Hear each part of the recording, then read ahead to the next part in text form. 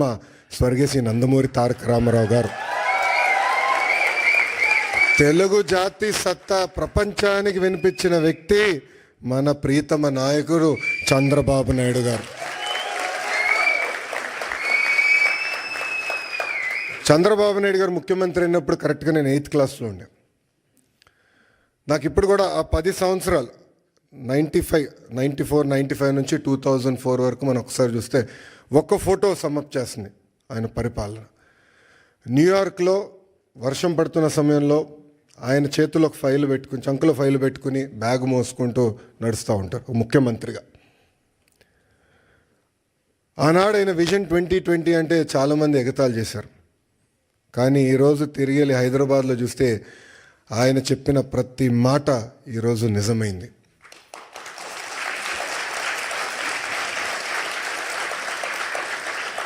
బాబు గారు 4వ సారి ముఖ్యమంత్రి అయ్యారు. కానీ రాము అన్నట్టు మా అందరికన్నా స్పీడ్. సో రాము అడిగాడు, అన్నా నువ్వు ఢిల్లీ ఫ్లైట్లో వస్తున్నా అంటే, డోస్ నీకు జాలేరా, నేను వద్దా ఫ్లైట్లో, నేను బాంబే నుంచి వస్తానని చెప్పా. కరెక్ట్గా విఐపి లాంచ్లో దిగిన తర్వాత అడిగా రాముని, ఎలా ఉందిరా ఫ్లైట్ అంటే, అన్న పడింది నాకు అన్నాడు. అంటే చంద్రబాబు నాయుడు గారు ఒక సోర్స్ ఆఫ్ ఎనర్జీ. ఆయనకి చాలా అద్భుతమైన ఐడియాస్ ఉంటాయి. ఆ ఎనర్జీలో మనం ఎంత నింపుకుంటాం అనేది చాలా చాలా ఇంపార్టెంట్. కానీ ఒక్కసారి చంద్రబాబు నాయుడు గారి జీవిత చరిత్ర చూస్తే అనేక ఇబ్బందులు ఎదుర్కొని పైకి ఎదిగిన వ్యక్తి. కేవలం రాజకీయాల్లో కాదు, ఈజ్ అ సీరియల్ ఆంటర్‌ప్రెన్యూర్. ఇక్కడ చాలామందికి తెలియదు ఆ విషయం. ఇక్కడ మీలో చాలామంది ఆంటర్‌ప్రెన్యూర్స్ అవ్వాలనుకుంటున్నారు. ఆయన సుమారుగా 4 కంపెనీలు స్టార్ట్ చేశారు, 3 ఫెయిల్ అయినాయి. 4వది హెరిటేజ్ ఫుడ్స్.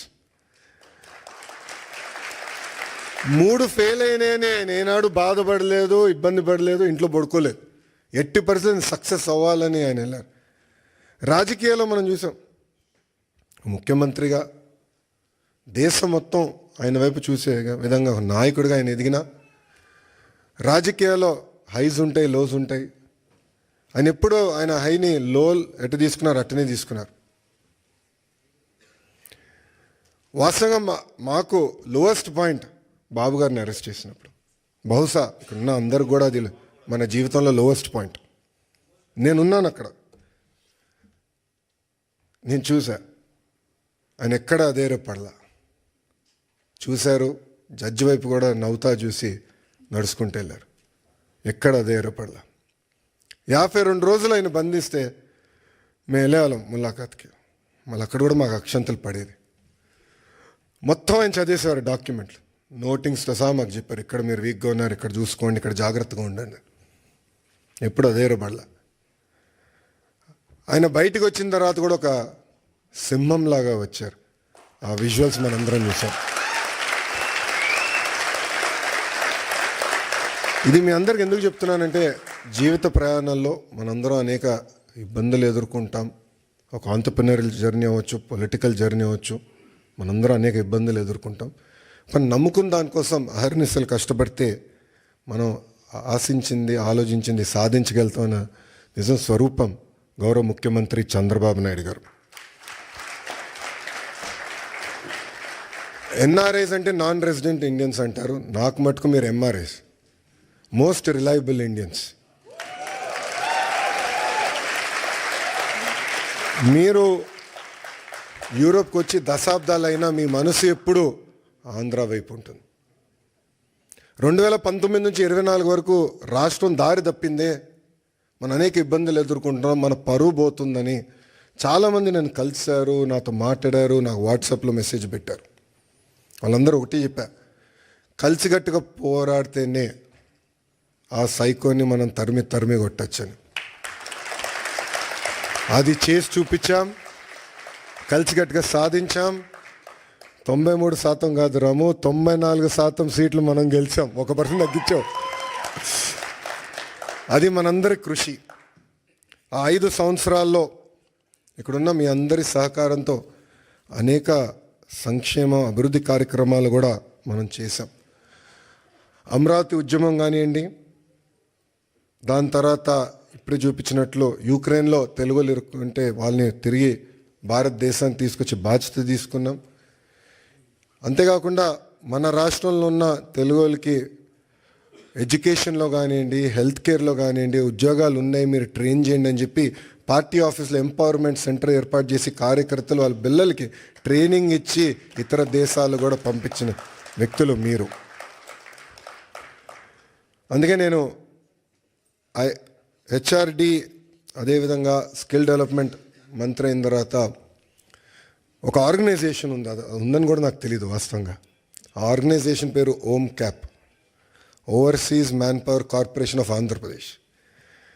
అదొకప్పుడు బాబు గారే బ్లూ కాలర్ వర్కర్స్ అంటే కన్స్ట్రక్షన్ వర్కర్స్ మిడిల్ ఈస్ట్కి వెళ్ళేదానికి ఒక ఆర్గనైజేషన్ ఉండాలని చెప్తే మేమందరం కూర్చుని చర్చించి బాబు గారితో కూడా చర్చించిన లేదో అది బ్రాడర్గా చేయండి, ఎక్స్పాండ్ చేయండి. ఇప్పుడు ఏదైతే మీరు ప్రజెంటేషన్ చేశారో మన తెలుగు ప్రపంచం మొత్తానికి ఎట్లా ఎక్స్పోజ్ చేయాలి, ఆపర్చునిటీస్ ఎక్కడున్నాయి, అది ఒక భాగం అవుతే ఇతర దేశాల్లో ఉన్న తెలుగులో తలసరి ఆదాయం డబుల్ ఎట్లా చేయాలి దానిపైన మీరు ఫోకస్ చేయండి ఆదేశాలు జారీ చేసిన వ్యక్తి గౌరవ ముఖ్యమంత్రి చంద్రబాబు నాయుడు గారు. అంటే ఆయన ఎప్పుడు కూడా మన గురించి ఆలోచిస్తారు, మన భవిష్యత్తు గురించి ఆలోచిస్తారు. తెలుగులో ఎక్కడున్నా అన్ని రంగాల్లో నంబర్ 1 ఉండాలనే లక్ష్యంతో ఆయన పనిచేస్తారు.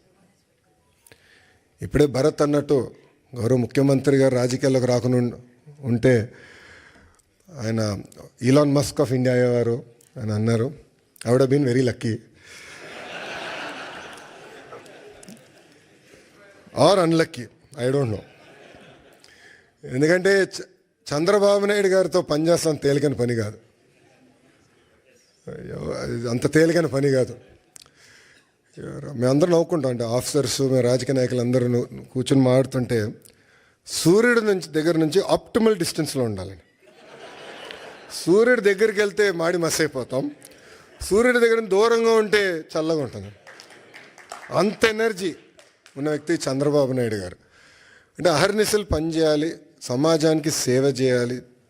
అటు తెలంగాణ కానివ్వండి, ఆంధ్ర కానివ్వండి, తమిళనాడు, కర్ణాటక, అండమాన్ నికోబార్, ప్రపంచంలో ఎక్కడ తెలుగు వాళ్ళు ఉన్నా అన్ని రంగాల వాళ్ళు నంబర్ 1 ఉండాలి, వాళ్ళు ముందలు తీసుకెళ్ళే లక్ష్యంతో ఇప్పుడు కూడా అహర్నిశలు పనిచేస్తున్నారు. ఇప్పుడే రాము అన్నట్టు మన ఎన్నికల్లో అందరం కలిసికట్టుగా పనిచేశాం. మీలో చాలామంది తిరిగి భారతదేశానికి వచ్చారు, నెలల పాటు లీవ్ పెట్టి మా కోసం మీరు కష్టపడ్డారు. అది జీవితాంతం మేము గుర్తుపెట్టుకుంటాం.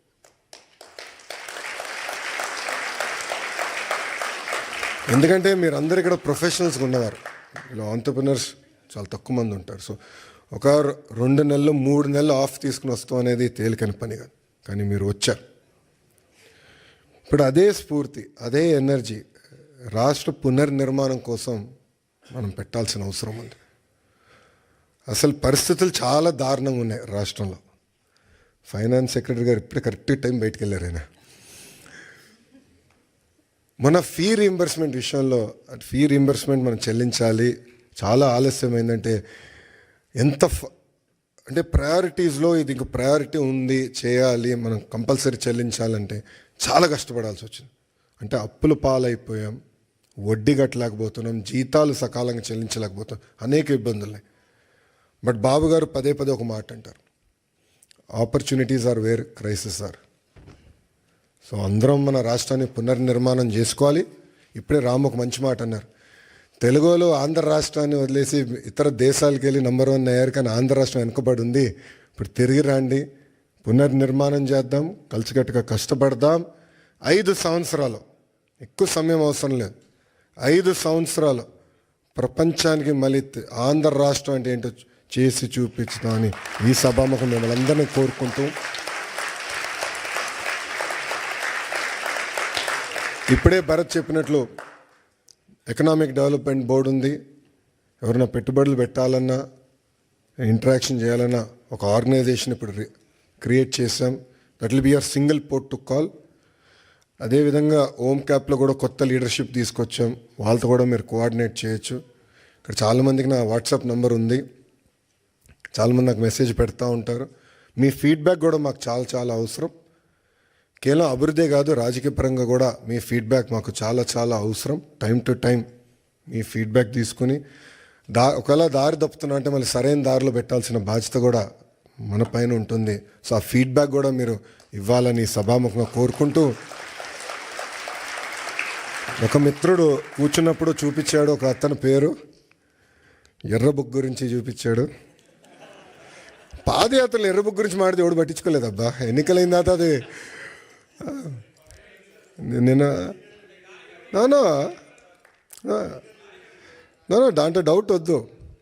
మీరు చూస్తే నేను పాదయాత్రలో చాలా స్పష్టంగా చెప్పా, ఎవరైతే చట్టాన్ని ఉల్లంఘించి ప్రజల్ని కార్యకర్తల్ని ఇబ్బంది పెట్టారో వాళ్ళని వదిలేది లేదు అని చెప్పా. ఒక్క నిమిషం ఆగండి, ఇంకా ఇప్పుడే కాదు. అది ఎందుకు చెప్పానంటే అండర్లైన్ ఉంది అక్కడ, చట్టాలు ఉల్లంఘించారు. నేను ఎస్టాబ్లిష్ చేయాలని, ఇది కక్ష సాధింపు ప్రభుత్వం కాదు, కానీ నేను ఎస్టాబ్లిష్ చేసి యాక్షన్ తీసుకుంటాం. దాంట్లో ఎలాంటి సందేహం మీకు అవసరం లేదు. రిలాక్స్డ్గా ఉండండి, మీరు యాక్షన్ చూస్తారు. ఆల్రెడీ మొదలైంది, పూర్తి కూడా చేసే బాధ్యత మేము తీసుకుంటాం. చివరిగా ఇంకా నేను ఇప్పటికీ చాలా మాట్లాడా, గౌరవ ముఖ్యమంత్రి గారు మైక్ ఇవ్వాలి. చివరిగా మిమ్మల్ని అందరిని కోరేది, గౌరవ ముఖ్యమంత్రి గారు స్పీచ్ అయిన తర్వాత నా కోరిక మేరకు గౌరవ ముఖ్యమంత్రి గారు అందరితో ఫోటోలు దిగుతున్నారు.